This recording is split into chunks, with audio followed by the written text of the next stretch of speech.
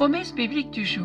Aujourd'hui, parlons de la grâce. Une grâce est une faveur imméritée, accordée volontairement à une personne. La grâce de Dieu peut être considérée comme quelque chose d'omniprésente dans notre quotidien. En effet, tout ce que nous pouvons posséder, c'est Dieu lui-même qui nous l'a accordé par sa grâce. Par exemple, le simple fait de respirer est le fruit de la grâce de Dieu. La vie, le mouvement et l'être sont aussi des grâces divines qui nous sont accordées par Dieu. La Bible nous révèle que la grâce divine a été manifestée parmi les hommes à travers la personne de Jésus. En effet, par sa venue sur la terre, Jésus est venu inaugurer un temps de grâce de la part du Seigneur. Et ce temps de grâce, Jésus l'a clairement manifesté à maintes reprises durant son ministère terrestre. Par exemple, lorsque Jésus a secouru la femme adultère d'une mort certaine. Vous pouvez lire cela dans Jean chapitre 8, versets 1 à 11. Ou encore, lorsqu'il a gracié le brigand repentant sur la croix. Luc chapitre 23, versets 39 à 43. En fait, la crucifixion de Jésus fut l'événement qui éleva la grâce divine jusqu'à son paroxysme. Car la Bible déclare que là où le péché a abondé, la grâce de Dieu a surabondé. Vous pouvez lire cela dans Romains chapitre 5 verset 20. Or, s'il y a bien un endroit où le péché a surabondé, c'est bien lorsque Jésus fut crucifié sur une croix. En effet, sur la croix, Jésus a accepté d'amonceler sur sa personne la honte de notre péché, afin qu'en retour, nous soyons enrichis de son pardon et de sa justification. Lisez tout le chapitre d'Ésaïe 53. Dans 2 Corinthiens chapitre 8 verset 9, il est écrit « Car vous connaissez la grâce de notre Seigneur Jésus-Christ, qui pour vous s'est fait pauvre, de riche qu'il était, afin que par sa pauvreté vous fussiez enrichis. » La Bible est formelle et déclare que c'est par grâce que nous sommes sauvés, par le moyen de la foi que nous avons placé en Jésus-Christ. Éphésiens chapitre 2 verset 8. « Car c'est par la grâce que vous êtes sauvés par le moyen de la foi, et cela ne vient pas de vous, c'est le don de Dieu. » Ainsi, dès l'instant où nous nous sommes abreuvés de la grâce divine, nous avons bénéficié du salut divin. Et depuis ce jour, la grâce de Dieu n'a jamais cessé de cheminer à nos côtés tout le long de notre vie. C'est ce que le roi David a rappelé au travers de son fameux psaume 23 verset 6. Oui, le bonheur et la grâce m'accompagneront tous les jours de ma vie, et j'habiterai dans la maison de l'Éternel jusqu'à la fin de mes jours. Toutefois, veillons à toujours garder en nous cette grâce inestimable, en vivant une vie de piété. Tite, chapitre 2, versets 11 à 12. Car la grâce de Dieu, source de salut pour tous les hommes, a été manifestée. Elle nous enseigne à renoncer à l'impiété et aux convoitises mondaines et à vivre dans le siècle présent selon la sagesse, la justice et la piété.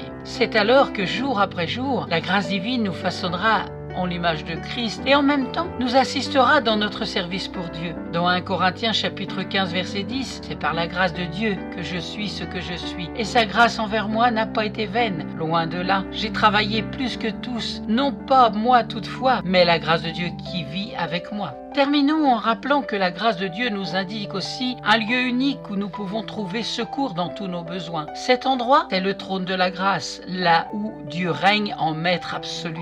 Hébreux chapitre 4, verset 16. Approchons-nous donc avec assurance du trône de la grâce, afin d'obtenir miséricorde et de trouver grâce pour être secourus dans nos besoins. Amen. Soyez abondamment bénis. Merci d'avoir écouté Promesse biblique, qui, je suis persuadée, vous a encouragé, fortifié, enseigné, car c'est ce que fait la parole de Dieu qui est puissance de vie pour quiconque met foi en elle. Amen. Merci Seigneur pour ta parole, merci Saint-Esprit pour que ta parole puisse vraiment convaincre des cœurs, toucher des cœurs, encourager des cœurs qui sont brisés, qui sont découragés, car la grâce nous enseigne que tu nous aimes à cause de ce que tu es et non à cause de ce que nous sommes. Merci Seigneur, sans ta grâce, nous serions tous perdus, car là où le péché a abondé, la grâce a surabondé. Merci Saint-Esprit pour l'œuvre que tu fais dans chacun de nous, dans chacun de mes amis qui écoutent Promesse biblique du jour. Amen. À très très bientôt. Si vous ne possédez pas de Bible, n'hésitez pas à me contacter. Je vous en offrirai une. Bon courage.